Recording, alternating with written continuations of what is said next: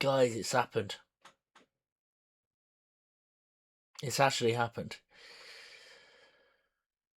We've had a footballing decision which has gone down like a lead balloon in public opinions, and I certainly have my opinions on it. But before we jump into all of that and what the hell I'm even talking about, let's just do a quick little rundown of the scores that have happened over the past week. And how that's affected the weekend's matches, both in terms of the Premier League and also the Championship, because again, we have some space going on. So we started off Friday the 13th. Lucky for Wrexham, which was a 2-0 win for Wrexham over Swansea City, which really helped them with a promotion push. There's a real battle going on for the promotional places, so really, really good for Wrexham. Then we moved on into Saturday, the most of our matches that went on. We had Burnley versus Bournemouth, 0-0, boring, nothing really to talk about. Sunderland, Brighton, Hove Albion, quite actually an entertaining 1-0. Sunderland gave as good as they got, but unfortunately lost out to Brighton Hove Albion 1-0. Arsenal winning 2-0 against Everton. Everton are a tricky team to play against normally, and you know they know how to hold their own. So a 2-0 win for Arsenal, very well done to them.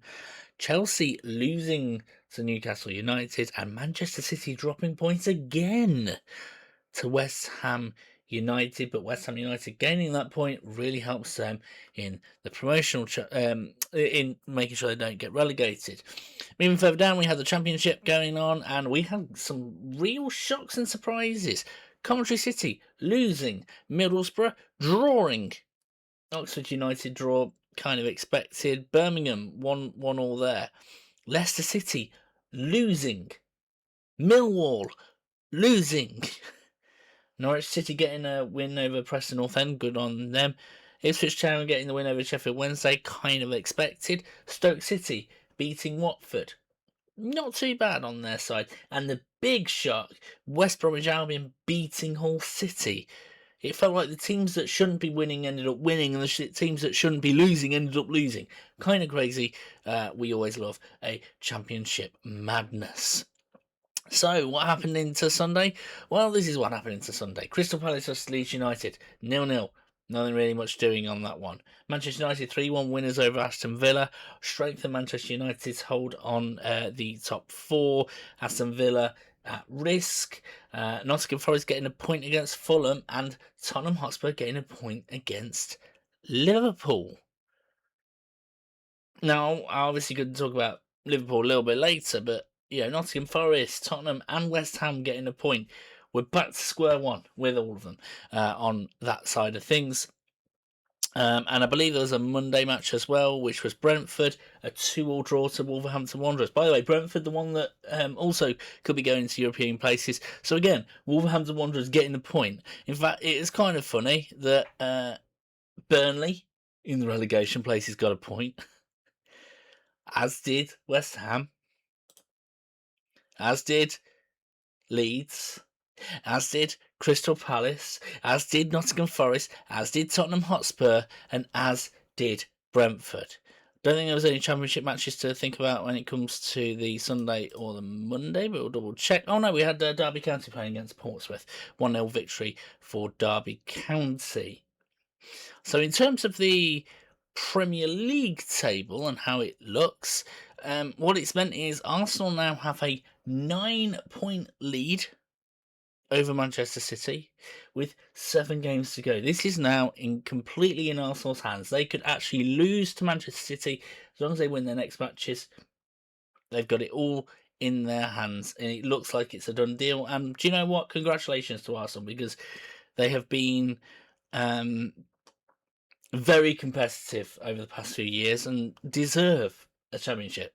Let's be honest. I want to talk a bit more about that as well in a little bit. Then we had ourselves the battle for third, which now grown to a 6-point gap between Manchester United and Chelsea, a 9-point gap if you include Brentford. In fact, you could even be tempted to start including Everton, Newcastle, Bournemouth, Fulham, literally all of them. We could end up with a situation where we could have like a 7-team fight for Champions League or European places. It is nuts. I'm actually enjoying it. Even as a Liverpool fan who's missing out, I'm still enjoying it. So that is, very well done. Liverpool, the one advantage they have got is that they've got an extra point on Chelsea, so they do have that. They're 2 points behind Aston Villa, so that does work out. And so, we could still be in a situation where Liverpool top four. That's how it is. Looking into the relegation, as I said, all the teams got a point, so we're back to basically square one. With every team just having a 1 point more. So Wolverhampton Wanderers continue to be 3 points behind Burnley, so there could still be a challenge for 19th. West Ham, Nottingham Forest and Tottenham Hotspur covered by 1 point, all getting a draw. So, yeah. And Crystal Palace I think they're now safe. I think Crystal Palace are now safe. So we are now looking in terms of mathematical and somewhat jeopardy. Leeds United downwards. Leeds United are the next ones I think that will go safe, but, well done on them. I've talked about the Championship, but we had more Championship matches as well as the Champions League.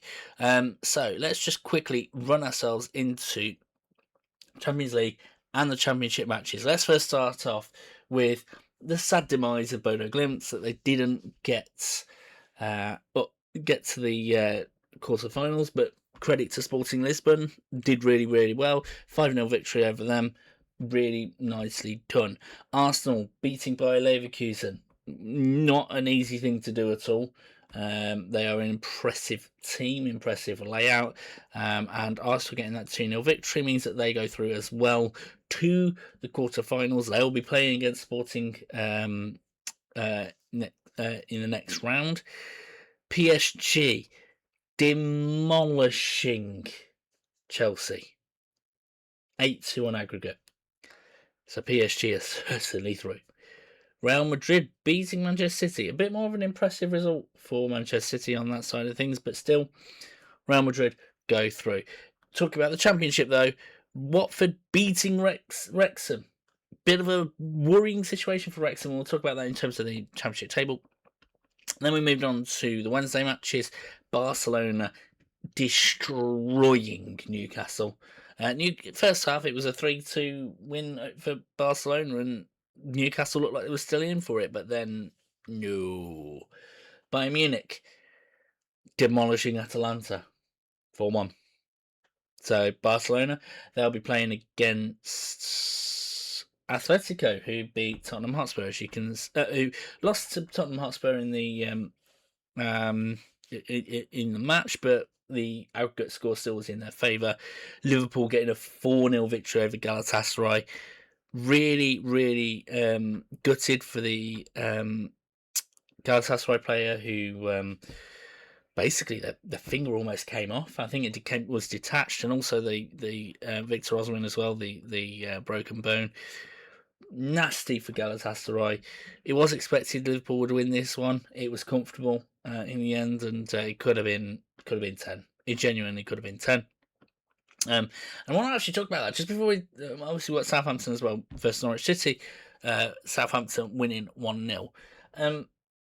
Out of all the teams, yes, Arsenal got their win. Yes, Liverpool got their win, and they're both through. They're the two English teams that are through to the quarterfinals, and Liverpool playing against PSG. Bayern Munich, by the way, are playing against Real Madrid. That's going to be a carnage, basically. But I've got to apologise to Tottenham Hotspur. When I was talking about it last week and basically saying, Man City could do a comeback and Chelsea could do a comeback, the team that had the most chance of doing a comeback after Liverpool was Tottenham Hotspur. They really gave it a go, and fair play. I don't know whether the Kinski saga last week has just fired everyone up, that they need to get each other's backs and things like that. I don't know. Be interesting to see if this is a false dawn or whether it is okay. Tottenham Hotspur are looking better on that side of things. They certainly look like they were more up for the fight. over the weekend and yesterday as well. And yeah, Southampton beating Norwich City. So, how does that affect the Championship tables? By the way, we've also got Europa League that's been going on. That's probably worth talking about as well. So, Sporting Braga beat Ferencváros 4-0. So they did a comeback. So so Braga are through to the next round, as are Freiburg. Nottingham Forest. It is close. It's going to potentially be going into penalties by the sounds of things. Celta Vigo, they are through to the quarterfinals as well. Aston Villa have just started out against Lille, as have Porto and Real Betis and Roma. In the Conference League, it looks like Crystal Palace are through to the next round, the quarterfinals. No other English teams that are in there, but other teams to really talk about is teams like AEK Athens, Fiorentina, Mainz. Didn't even realise Mainz were in this one. Rayo Vallecano as well. Shakhtar Donetsk, that almost feels like a downgrade, but with everyone cheering on Ukraine nowadays. AZ Alkmaar as well. A lot to really consider on that side of things.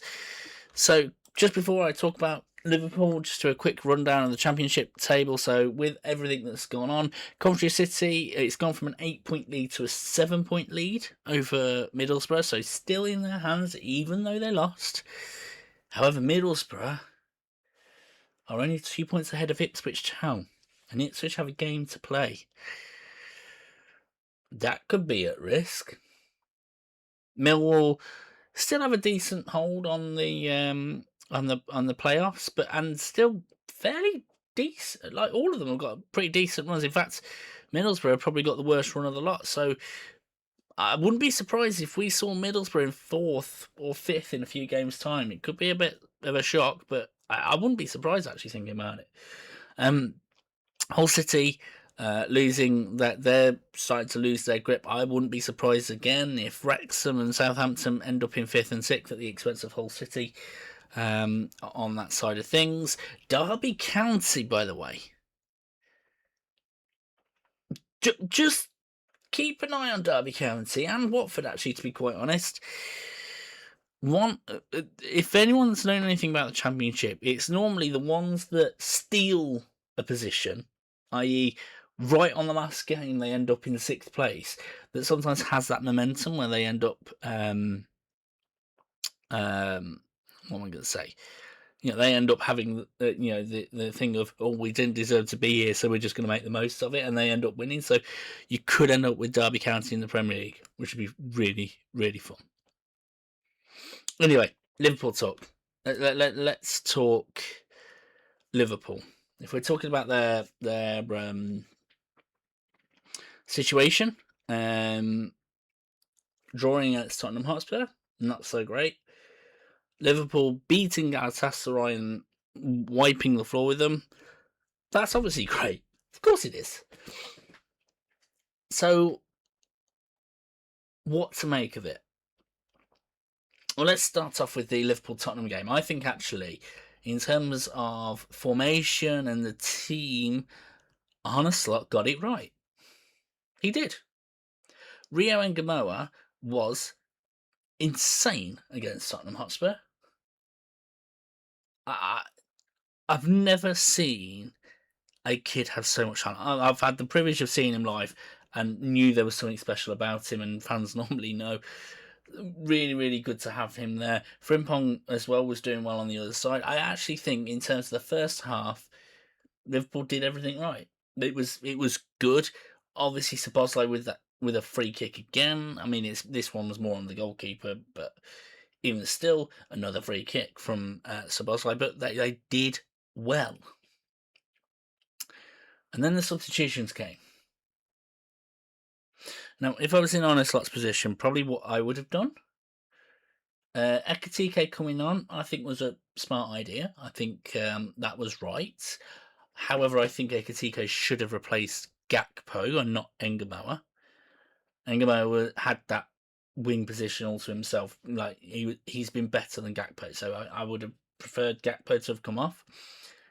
And I think I would have taken off McAllister for Salah. Keep Frimpong on the right, have Salah up front, something like that. When they took Frimpong off and replaced him with Salah, it felt like there was chaos, as in no one really knew what to do. No one knew what position to take up, which, if it's organised chaos, then fine, but this just felt like chaos. A little bit concerning. However, what I am going to say is I think Salah is closer now to the correct answer. You might remember a few weeks ago when we were talking about Mohamed Salah, that I thought that Mohamed Salah should play the Champions League games. And what happened? N'Gomora started against Tottenham Hotspur. Salah started against Galatasaray. I think if that continues, that could be brilliant. Brilliant development for N'Gomora to get him developed in the Premier League and start playing against teams where we really do want to win for position sense, but it's not like a knockout situation, right? And I think N'Gomora will develop really well there. And Salah will, and so I like that. Obviously, when Isak comes back, we could end up with a genuinely like a Premier League team and a Champions League team where, I don't know, we have, let's say, N'Gomora, Isak and Frimpong for the Premier League and Ekitike, Gakpo, Salah for the Champions League, something like that. I think that'd be brilliant. I think Salah will enjoy that. I think Gakpo will enjoy that. And it has everyone playing, and then basically they can end up being the substitutes that help things out. I think based on that and the way it's starting, I'm happy with how Arne Slot did. Do I think he will find the solution? I'm still yet to be convinced. But I'm not in a position where I'm like, he should go tomorrow. Although that's the same feeling I had about Brendan Rodgers. Like I say, if Xabi Alonso is available, I would swap Arne Slot out for Xabi Alonso. But Arne Slot isn't exactly doing awfully. Not recently, anyway. It's not looked great in terms of results, but actually in terms of performances, I'm seeing something now. So yeah, that's my thoughts on it. So, what about this thing, this precedent, this situation that's caused so much controversy, that's caused so much anger, caused so much backlash? Well, it was a decision that was made yesterday. This was a decision. The Afcon. It has been decided that Morocco actually won the Afcon, despite the fact that Senegal lifted the cup. It had been decided, so Senegal and Morocco, the African Cup of Nations, the continental tournament for all African nations, huge tournament. Players from Liverpool and PSG, loads of Premier League teams actually, Manchester United. It's a big competition. This is not like African Cup of Nations of the past where you didn't really know many of the players. You know players like Mohamed Salah, Hakimi, Brahim Diaz from Real Madrid, Sadio Mane, Onana. Okay, that's probably not a great one to mention, but bigger names. This is a big trophy. And Senegal and Morocco played in the final of this 2 months ago.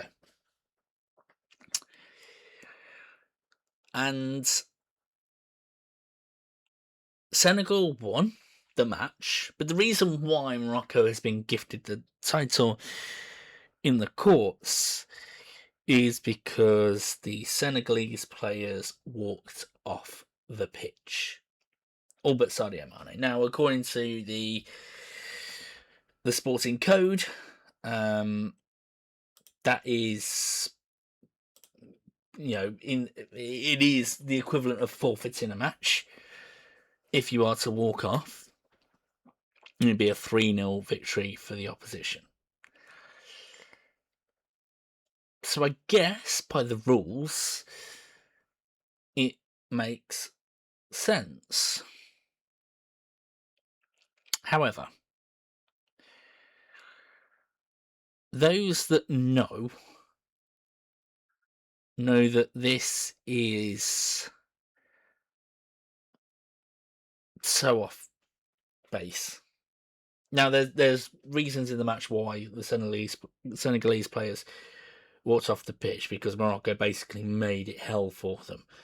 To the point where basically the goalkeeper for Senegal was in a brawl with ball boys and Moroccan players that were basically just wanting to make his life hell, to a point where it was like, I'm not sure whether this is the right thing you should be doing.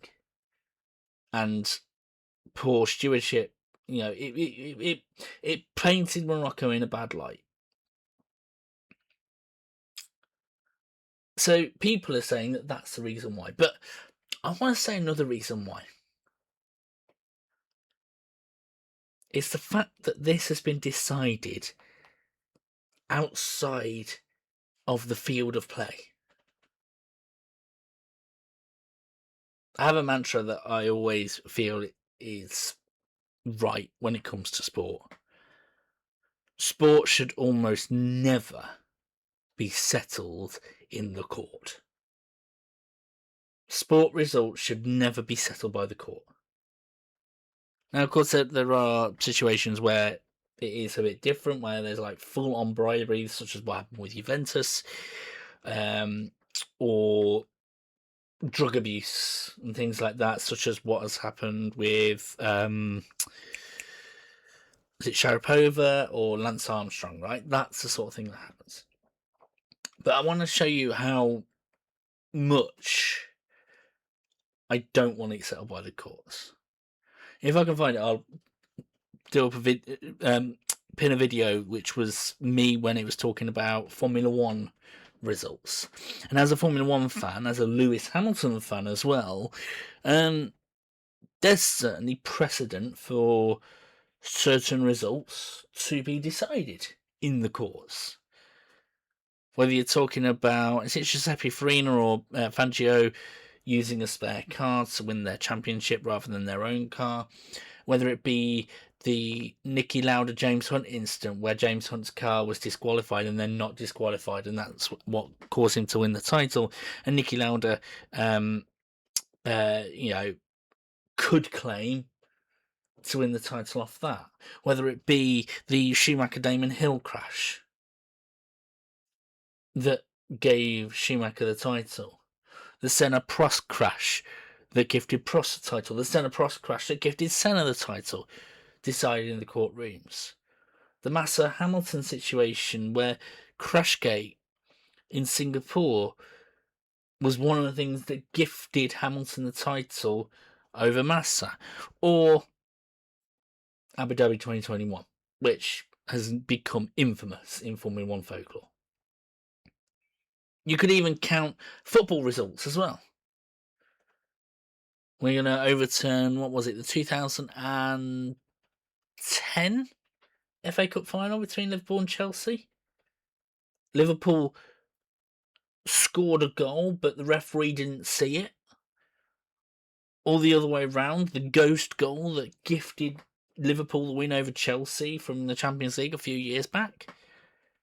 Are we really going to be doing this?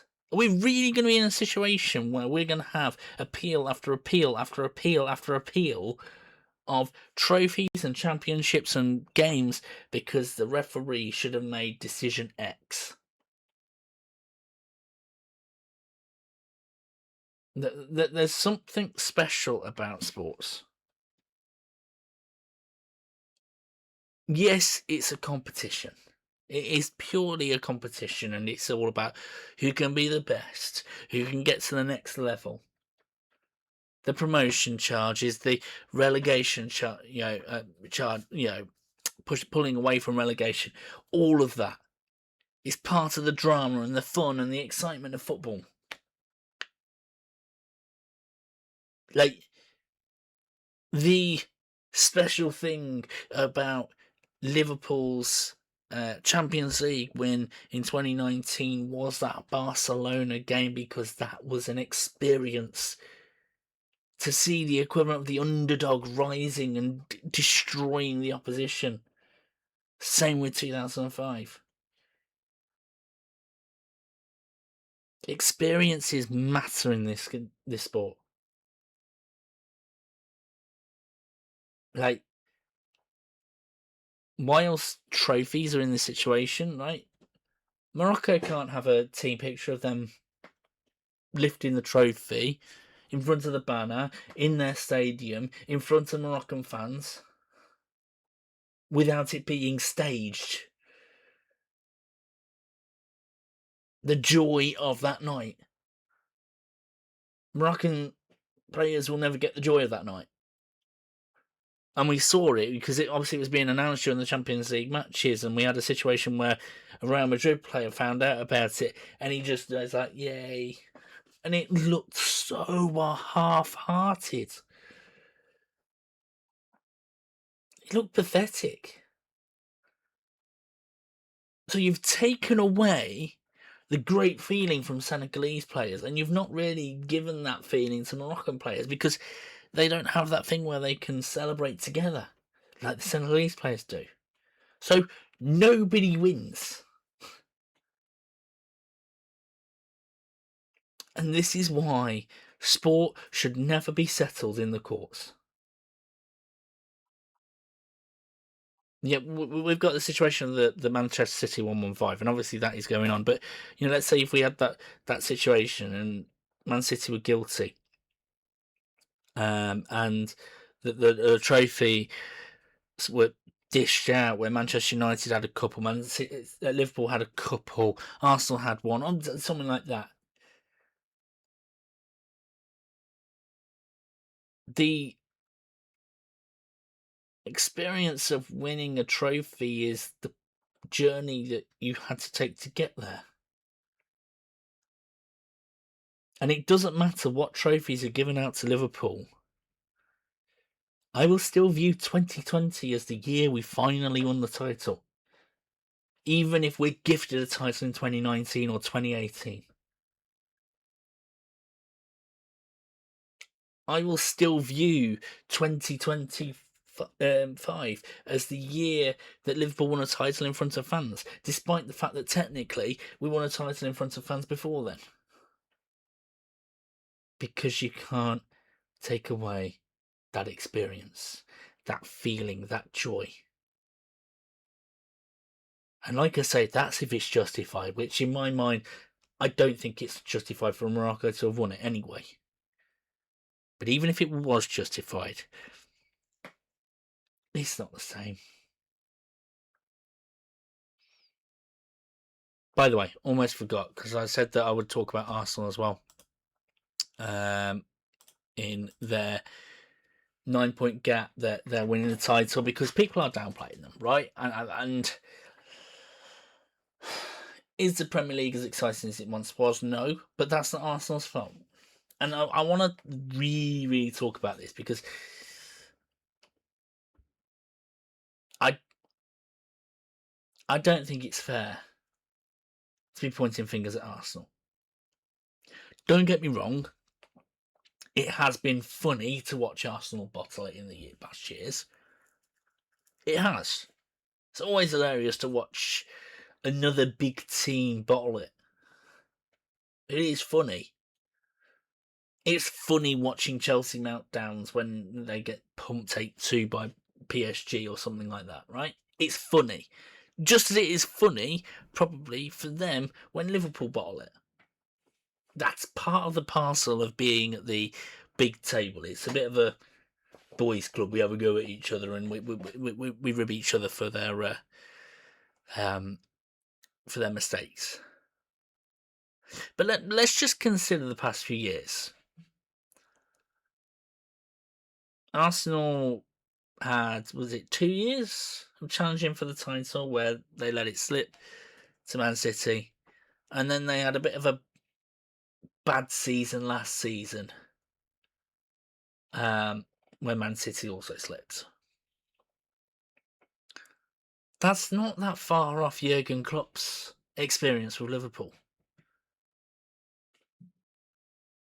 One decent season with Manchester City, one incredible season with alongside Manchester City, where both him and Pep Guardiola were fighting very close to the title, and Man City just won out.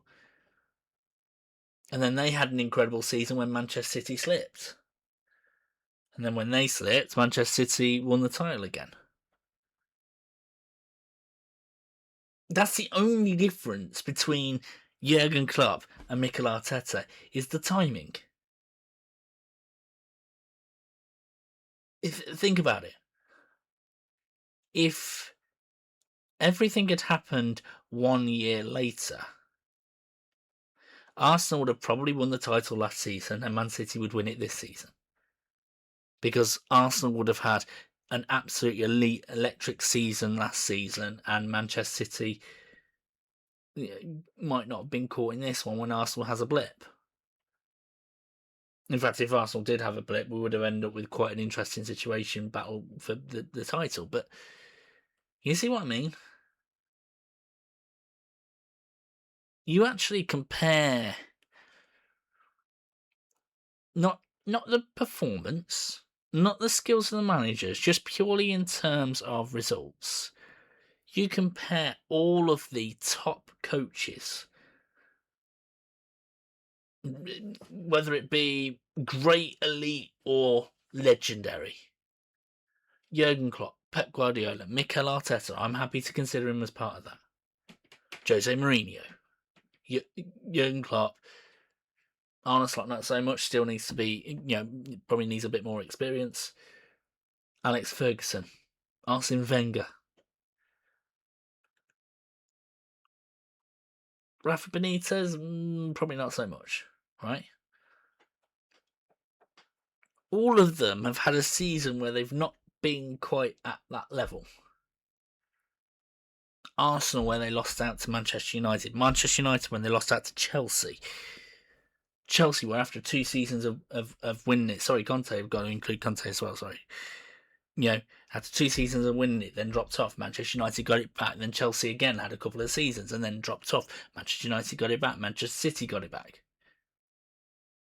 Manchester City having elite seasons, dropped off. Liverpool took over the title. Liverpool dropping off. Manchester City winning the title.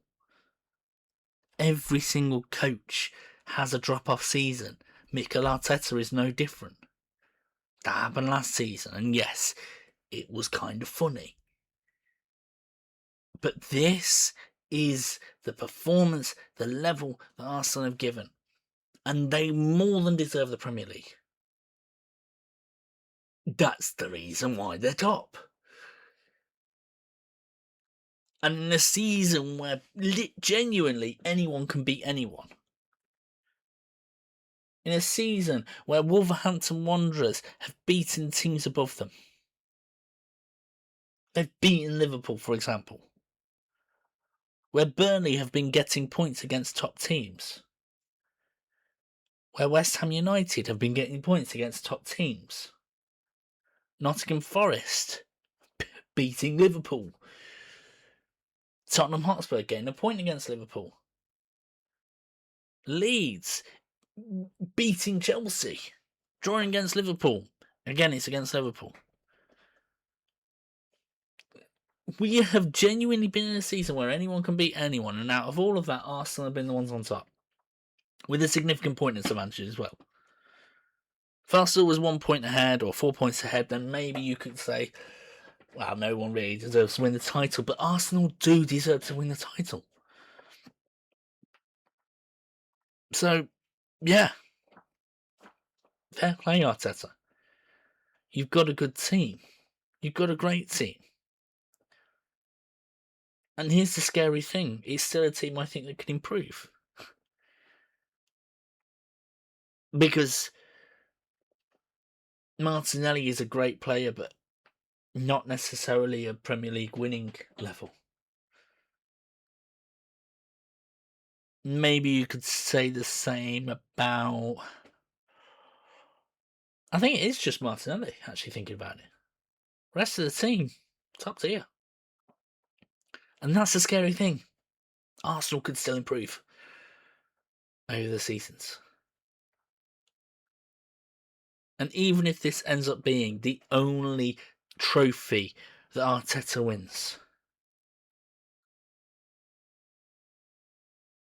still a great team. Still deserves celebration and credit. Because as funny as it has been seeing a top team bottle it like Arsenal, also kind of cool to see them recover to win a title after 23 years. And yeah, rivalries aside, they deserve it. Anyway, those are my thoughts on everything. Feel free to let me know your thoughts on it, on everything, whether that be the Championship matches, the Premier League matches, your team's performance, whether you agree with my comments on Liverpool or Arsenal, your thoughts on the Afcon saga. And until next time, guys, take care.